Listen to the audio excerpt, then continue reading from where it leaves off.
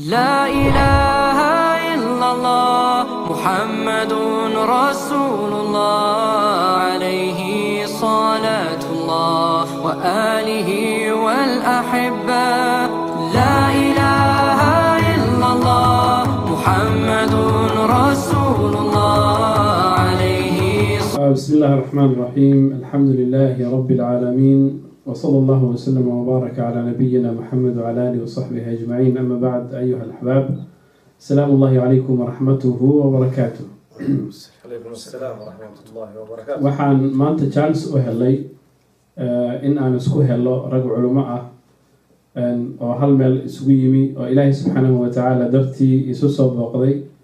waxaan jeclaanay marka inaan uga faa'iidno booqashada Ilaahay dartii la isu soo booqdaa maxay fadli leedahay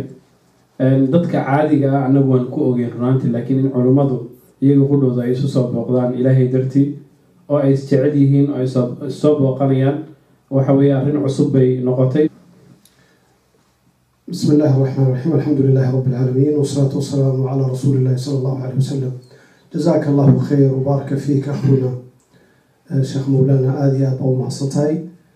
حقيقة أنا maanta waxaan soo booqanay oo u nimid magaalada uu degan yahay walaalkeen Sheekh Maxamuud Xasan Abu Talha oo xaqiiqatan yani in badan ayaan jeclaa xaqiiqatan inaan soo markaskiisa imaado iyo meesha uu dacwada ka faafiyo waxaa kaloo jirta oo inaan xusuusanahay ilaahayna aan weydiisanayo inuu naga aqbalo fadliga ay leedahay inaad nin walaalka u booqato ilaahay daraadii wax maslaxada iyo wax dan ah iyo wax ma garanaysaayay kale oo adoon ka lahayn marka ilaahay waxaan ka baryo subxaanahu wa ta'ala mid inuu naga aqbalo acmaasha mid laga aqbali oo ku intifaaci ilaahay baa garanaya subxaanahu wa ta'ala walihaada ilaahay waxaan ka baryay inuu nooga dhigo mataqaanaa camalka mid ilaahay uu naga aqbalay magaaladiisii baan ugu nimid sheekha allah yakrimuhu sheekha waan soo booqday telefoon baan usoo diray tareen baan soo raacay markaan waxaanu imid ka mashaayikh kale oo iyagana ziyaaro sidaas oo kale ah oo walaalkan sheekh midkiga fadhiya sheekh Mawlana iyo sheekh Cabdullaahi Magacabdi Xaaji Sultaan sheekh Xambali oo isna xagga sheekh Maxamuud xagga ka fadhiya oo iyaguna isla nafs al-gharad u yimid ayaanu ku kulanay markaska sheekha jazaahu Allahu khayran wa barakallahu fi ilaahi waxaan ka baryo subhanahu wa ta'ala inuu iga aqbalo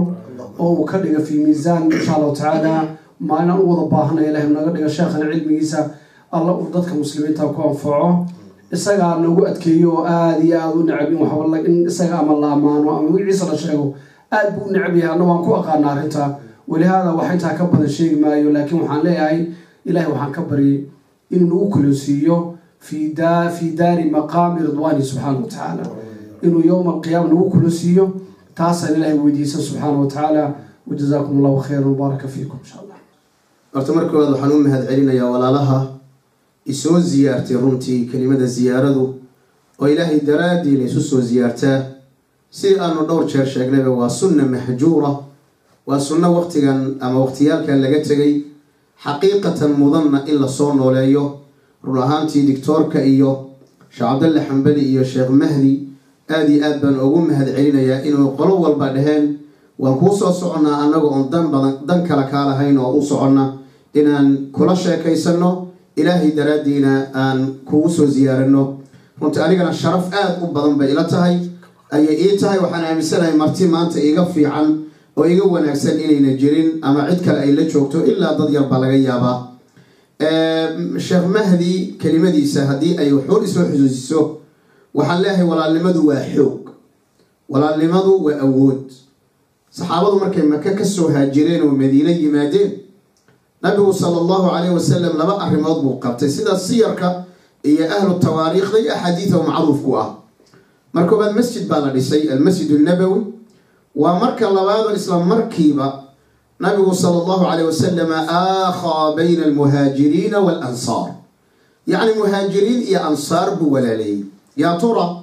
walaalaynta la walaalaynayaa maxay tahay xigmada ku jirta maxay tahay macaanida ku jirta waxay tahay awoodda ku jirta xaqiiqatan arin la soo dhameyn kara ma culumaduna kelimo un bay ka rabaan ma ahane haddii laga dhigi lahaa hal laga hadlo wax badan baa laga hadli lahaa waxaase ii muuqda walaalnimadu bixaddi daatiha waa awood daliilla waxaa u ah saxaabadu meeshay gaadheen marka la walaaleeyey walaalnimadu waa midda la dagaalamaysa alcunsuriya waalqawmiya waalqabaliya maxaa yeelay marka ninkan cabdiraxmaan bin cawf iyo sacad bin rabiic oo midna muhaajira midna ansaara la walaaleeyey hadde waxaa meesha ka baxaya wax la yidhahdo annagaa isku qoys iyo annagaa isku nooc iyo annagaa isku qabiila iyo annagaa isku tabaqa ah marka waxay la dagaalamaysaa yacni inuu qofkan uu dhaho qofkan walaal waxaan tabaqada iyo kala sarraynta iyo midabka iyo waxaasoo dhan bay la dagaalamaysaa saa daraaddeed waxaan aada u xoojinayaa sheekhu arrinta uu yidhi oo ah in ilaahay daraaddii laysku soo booqdo in sunnada ayada lasoo nooleeyo xumaanta iyo xiqdiga iyo xaasinimada ayaa meesha ka baxaya dadku waxay noqonayaan xataa dadka caadiga ah markay arkaan culummadu oo isbooqanaysa yani kama wado annaga maanta aniga mustaweyga culumaa kama wado laakiin ka mas'ala culummadu isbooqanaysa markay arkaan ilaahay daradi isu booqanaysa xataa xasaasiyaadka caamada dhexdooda marar qaarkood ku dhex jira ayaa ka baxay oo dhahaya waba kuwa culummadii allah daraaddii garabka isu haysta marka waa xubbi waa jacayl waa awood waa quwa waa la dagaalan aragtida foosha xun ilaahay waxaan ka baryaa inuu culummada sacyigooda iyo socodkooda uu ajir weyn uu ka siiyo waxaana leeyahay tibtum wa taaba mamshaakum wa tabawa'tum min aljannati manzila wajazaakum allahu khayra kalimaad macduuda ha laga yidhaahdo booskan ama maqaamkan haddii la yidhi midda ugu horeysa waxaa weeye في صحيحين من حديث أنس بن مالك رضي الله عنه أن رسول الله صلى الله عليه وسلم قال 3 من كنا فيه وجد بهن حلاوة الإيمان صدح قفكي لقهره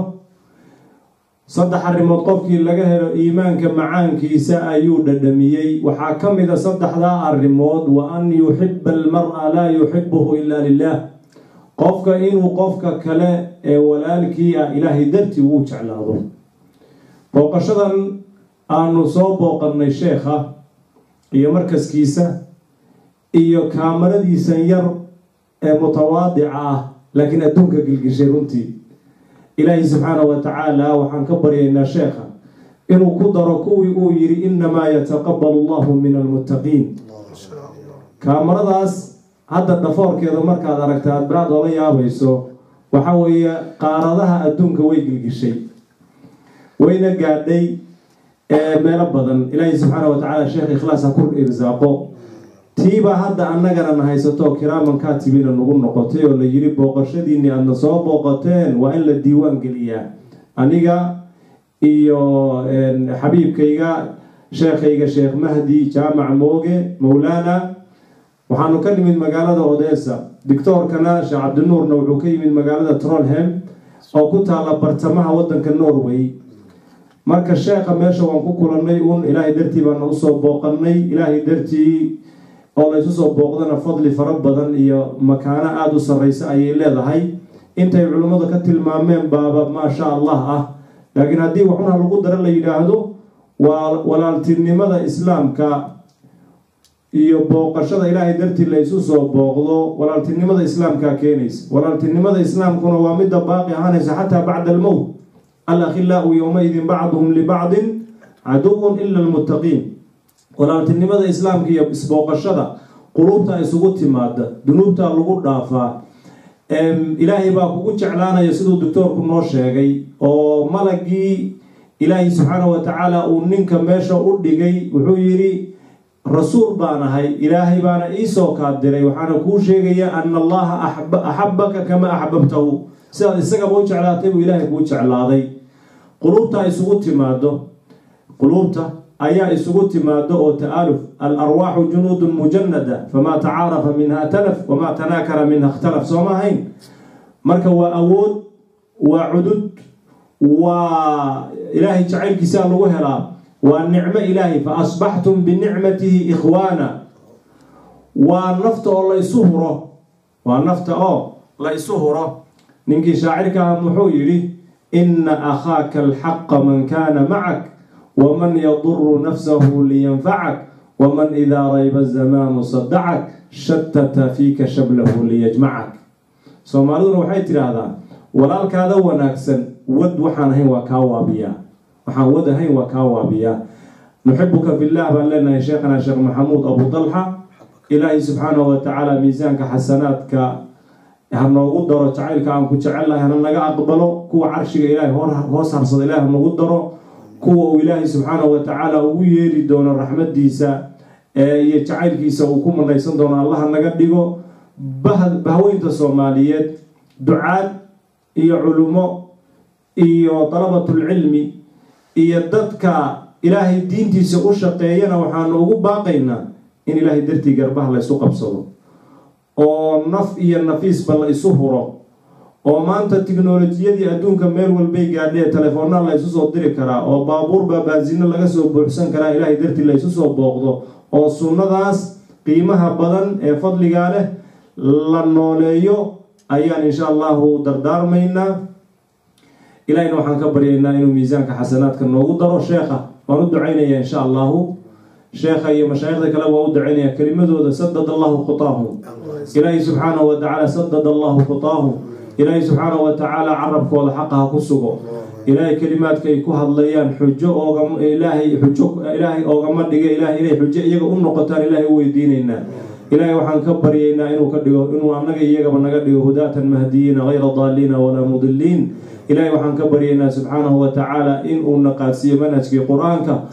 oo ahaa maa uriidu an ukhaalifakum ilaa maa anhaakum canhu in uriidu ila alislaaxa ma istatactu wamaa tawfiiqi ila billah ilaahay waxaan magan oganahay waxaan dadka u sheegayno ilaahay waxaan sheekha ugu ducaynayaa anna aan isku darayaa mashaayikhda kale ee joogtana aan ku darayaa iyo dhammaan dadka saamiciinta iyo gabdhaha saamicaadka ahba in waxa aan dadka u sheegayno aanan u dabamarin ilahay ikhlaas baan weydiisanaynaa subxaanahu watacaala ilahay hanaga dhigo kuwii jeclaada saxaabada iyo ansaarta iyo asxaabu baycati ridwaan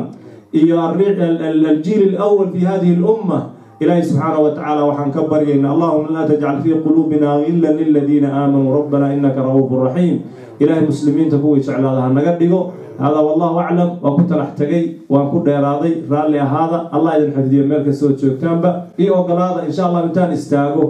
inaan sheekhayga madaxa aan ka dhunkado insha allah maadaama aan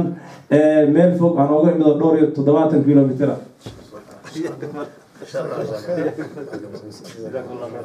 يا شيخ الله يجزيك خير جزاك الله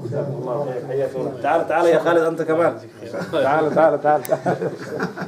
جزاك الله خير الله يحفظك خير شكرا جزاكم الله خيرا وبارك الله فيكم إن شاء الله تعالى كلمتين قابنيد وحن رجينا إن شاء الله تعالى إن أنت كسو كوبنا وحبضن با سلوكيات علماء يوم قالنا وذا فردي جوذا يوذا هذا الكوذا لقى فائدة رناتي وحكم دائما كمان أن كفائدة إن علماء أي الله سبحانه وتعالى درتي يسوع بقلان إن الله سبحانه وتعالى درتي اللي يسوع بقلان إني وحوي تهي أحاديث يوم قالنا أثر كي صحابة والله إنه شيء علماء وحنا لنا جزاكم الله خيرا الله سبحانه وتعالى وحنا ذكرنا إنه ميزانك حسنات كيدو كقدر يوم لا ينفع مال ولا بنون يوم لا ينفع مال ولا بنون إلا من أتى الله بقلب سليم سنة كاملين إن شاء الله تعالى دكتور فندي إن شاء الله ما waxaan ugu noqdo kaliya xaqiiqatan kelimadu walaalkay sheekh Abdullah Xambal uu yiri anigu sheekha inta badan waxaan kala oo dadku dhan kala socdaan hawiyaan waa meediada wuxuu jecel yahay oo dhamaantan aan ku barano ku aragnay xadiidka nabiga sallallahu alayhi wasallam ballighu anni walau aaya marka inuu wixii ilaahay waqtigiisa uu siiyo dadka uu gaarsiiyo laakiin inta aan imanin tuulada magaceeda waxaan filayaa colon ilaa umaleynaya waxaan u haystay inuu studio weyn oo xuraas loo khataro intaasoo mustawdac laho marka waxay xusuusay kaamirada yar ee wuxuu yiri bakaranaysaa sheekhu uu ka hadlay Cabdullah Xambali ee dhafoorkeeda noo muuqdo أنا توان صور مركان بدو موبايل كان كسر وحنا كاميرا ذا إنتان أركي لو جارسيو دعوة الله سبحانه وتعالى واستشارة إنتان صعبنا من باب الحصص بان أصور تانو أو الموبايل كان كسوري شيخ الوحوش المجالس النفور كذا ما جاءت أنت أي خير ضدك أطرتي مركا وحان ليا بناهي إن أدوح عن ماديا قيمة بدل لهين إن هذا عمل وين أو دعوة ومستواها له إن dadka lagu gaarsiiyo waa wax sheekh yani waxaa iga muuqda markaskiisa tawaaduc badan yani wax maadiyaad oo ii muuqda ma leh waa wax kooban kaamirada dhafoorka dhuuban ee meesha taagan iyo xafiiskiisa laakiin waxaan la yaabanahay dadka ku sarfiya milyaaraadka lagu leeyahay waxaa lagu bixinayaa dacwo fi nihaaya nataa'ijna aan lahayn iyo sheekha ma garanaysa 4 kursi ee balastiga iyo baasha yar dhafoorka cad intuu meesha dhigtay caalamkii oo dhan dacwada ilaahay gaarsiiyey wixii ilaahay looga jeedo wax weyn buu noqdaa ya mushkilad maadaama maaha xoolo badan maaha ma garanaysaa miisaaniyad waaweyn maaha laakiin waxa weeyaan maa waqara fi lqalbi wasadaqahu lcamal weeyaan marka ilaahay waxaan uga baryay sida uu u duceeyey sheekh cabdullaahi xambali inuu alla ka aqbalo subxaanahu watacaala camalkaas xaqiiqatan qabuulkiisiina waan aragnay caayilaadkanaga iyo reerahanaga iyo wax naga dhammaan ku aragnay iyaga oo mataqaanaa taradiidinaya ama sheegaya kalimaadka sheekh maxamuud ilaahay ha barakeeyo subxaanahu watacaala waan leenahay جزاكم الله خير وبارك الله فيكم بارك الله فيكم جزاكم الله خيرا انت سوف إن شاء الله تعالى جزاكم الله خير بارك الله فيكم السلام عليكم ورحمة الله وبركاته